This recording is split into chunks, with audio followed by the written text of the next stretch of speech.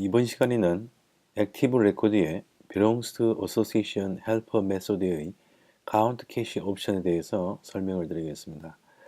count cache 옵션을 사용하면 두 개의 모델이 has many belongs to 관계로 연결될 때 child 모델 객체의 개수를 보다 효율적으로 불러올 수 있게 할 수 있습니다.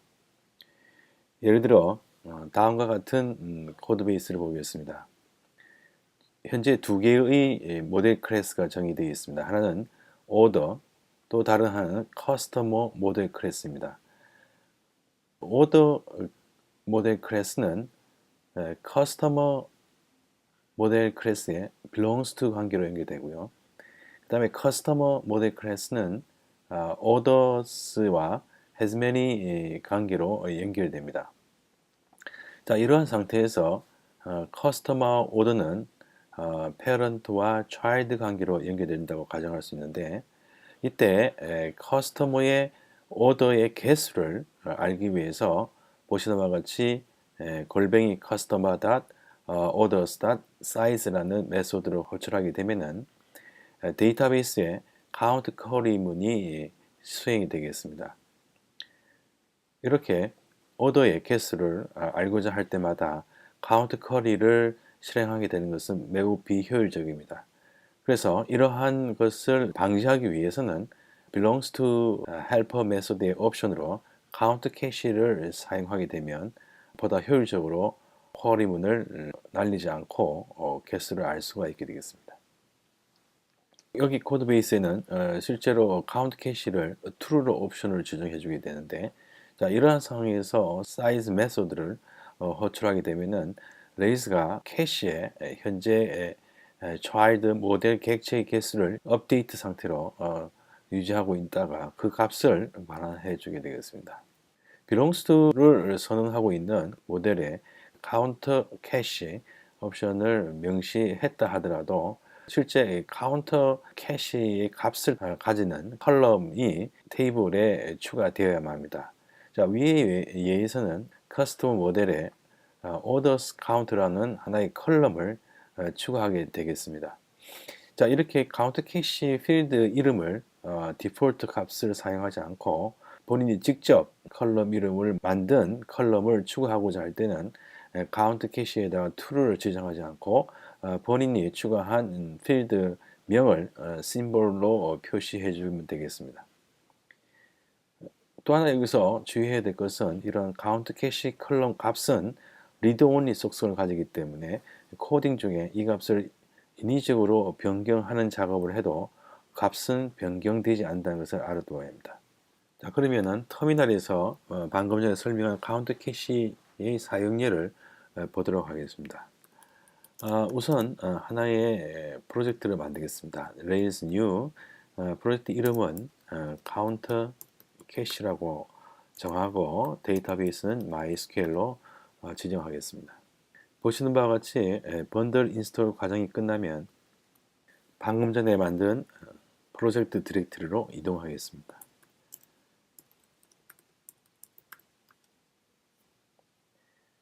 자, 이 상태에서 우선 커스터머 모델과 그 다음에 오더 모델을 만들어 보도록 하겠습니다. 그래서 Ris Generate의 모델 커스터머 모델에는 커스터머 이름을 표시하는 name 속성 하나만 두도록 하겠습니다. 그리고 오더 모델에는 아이템명을 하나만 두도록 하겠습니다.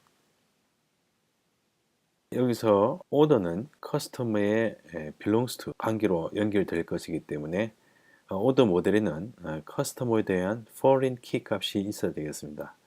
그래서 방금 전에 만든 오더 모델을 삭제하고 다시 모델을 오더 아이템 그 다음에 customer references 라고 지정을 하거나 아니면 customer id에다가 integer 속성을 부여해서 foreign key 값을 지정해 줘도 됩니다. customer references라고 표시를 하게 되면은 모델이 만들어진 다음에 order 모델 클래스에 belongs to customer라는 코드가 자동으로 추가되겠습니다. 네, 만들어졌고요. 자, 이 상태에서 서블라임으로 호출해서 방금 전에 만든 커스터머를 모델을 보겠습니다. 커스터머 모델에서 우리가 해야 될 것은 커스터머는 has many orders의 관계를 가지게 되겠고요. 그 다음에 order는 방금 전에 말씀드린 바와 같이 belongs to customer가 자동으로 추가되는 것을 볼 수가 있습니다. 자, 이때 belongs to association helper method의 옵션으로 우리는 count cache 옵션을 true로 지정을 하고 또한 우리는 여기서 실제로 커스터머 모델에는 orders underbar count라는 필드가 있어야 되겠습니다. 커스터머 모델을 만들 때는 커스터머 모델에 orders underbar count 속성을 우리가 추가하지 않았었습니다. 그래서 우리가 별도로 우리가 migration 파일을 하나 만들어서 add orders count to customers 해서 orders count integer 이렇게 필드 추가하는 마이그레이션 파일을 하나 만들게 되겠습니다. 자, 이때 우리는 db 디렉토리에 가면 migrate 디렉토리에 보면 방금 전에 만든 add orders count customer라는 마이그레이션 클래스가 하나 만들어진 걸 볼 수가 있습니다. 이때 여기에 add 컬럼에 보면 orders counter라는 필드를 하나 추가하고 속성은 인티저입니다. 자, 이때 우리는 디폴트 값으로 0을 추가해주고 마이그레이션 작업을 db 마이그레이션 작업을 해주게 됩니다. 우선 db create 명령을 실행해야겠죠. 그리고 db migrate를 하면 방금 전에 만든 마이그레이션 작업들이 실제로 수행이 됩니다. 자, 그러면 설명을 위한 두 개의 모델이 정의되었고 그리고 실제로 데이터베이스에 테이블이 커스터머스 테이블과 others 테이블이 만들어진 상태입니다. 그리고 또한 커스터머 페어런트 모델에는 orders underbar count라는 속성이 하나 추가되어 있습니다. 그러면 이제 오늘 컨솔로 들어가서 방금 전에 작업한 내용을 확인해 보겠습니다. 커스터머. 자, 커스터머라고 치게 되면 커스터머의 속성을 볼 수 있는데 여기에 보면은 orders count라고 하는 인티저 속성을 가진 필드가 추가되어 있는 것을 볼 수가 있습니다. 그리고 order에는 item이라는 string 속성을 가진 값이 있고 또한 customer ID integer foreign key 값이 있습니다. 자, 이제 본격적으로 확인 작업을 해 보도록 하겠습니다. 우선 커스터머 하나를 만들어 보도록 하겠습니다. 커스터머 1으로 커스터머 create 커스터머 네임은 cost1이라고 이름을 짓고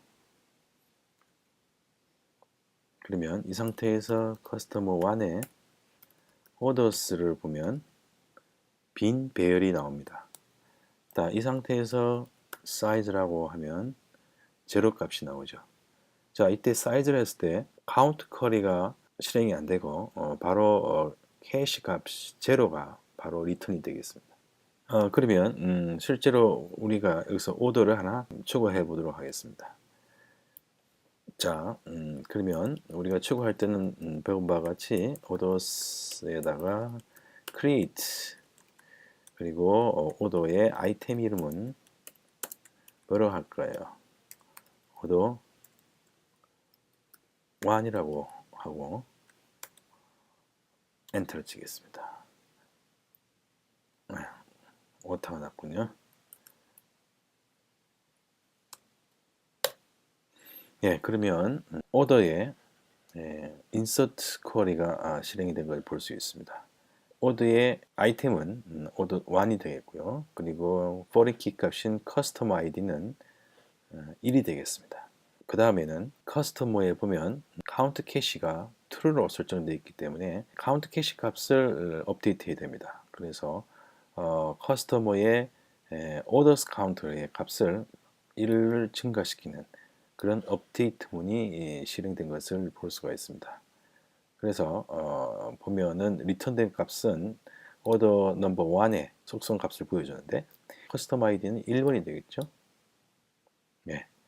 자, 이렇게 해서 orders 하나 만들어진 상태에서 현재 커스터머의 orders count는 1이 증가된 상태죠. 제로에서 1로 바뀌었죠. 그러면 커스터머 1의 order size 1이 바뀐 거 볼 수 있죠. 또 이렇게 할 수 있지만 orders 커스텀 1의 속성 중에 orders count라는 게 있습니다. 그 orders count를 부르게 되면 orders count 값은 제로가 되어 있네요. 왜 그러냐 하면 커스터머 1의 orders count는 방금 전에 오더를 하나 생성하기 전에 값을 가지고 있는 거예요. 그래서 이런 경우에는 커스터머 1을 리로드하고 그 다음에 orders count를 보면은 1이 나온 걸 볼 수가 있죠. 다시 orders count를 바로 호출하면 1 값을 볼 수가 있습니다. 커스터머 1의 orders count를 호출하는 것보다 커스터머 orders 그 다음에 size 메소드를 호출하는 것이 이러한 리로드 과정이 필요 없는 그런 장점이 있는 것 같습니다. 사이즈 말고 또 랭스라는 게 있죠. 보통 루비에서 배열이나 해시에서 사용하는 메소드 중에 사이즈와 랭스가 있는데 원래 랭스는 하나의 메소드지만 사이즈는 랭스의 하나의 엘리어스 별칭이 되겠습니다. 그래서 둘의 관계는 똑같은 작업을 하게 되겠고 단지 이름만 달리하고 있는 겁니다. 그러나 액티브 레코드에서 카운트라는 것은 실제로 카운트 커리를 호출하게 되는데 우리가 카운트 캐시를 true로 설정한 경우에는 카운트 메소드를 호출하더라도 이런 카운트 캐시 값을 불러주게 되겠습니다. 즉 카운트 쿼리를 실행하지 않는다는 거죠. 이와 같이 이 카운트 캐시를 사용하게 되면은 데이터베이스에 카운트 쿼리를 매번 날릴 필요가 없이 카운트 캐시에 있는 값을 바로 리턴해 줌으로써 전체적인 서버의 퍼포먼스를 증가시킬 수 있는 그러한 장점이 있습니다. 지금까지 액티브 레코드의 belongs to association helper 메소드의 카운트 캐시 옵션 사용에 대해서 설명을 드렸습니다. 감사합니다.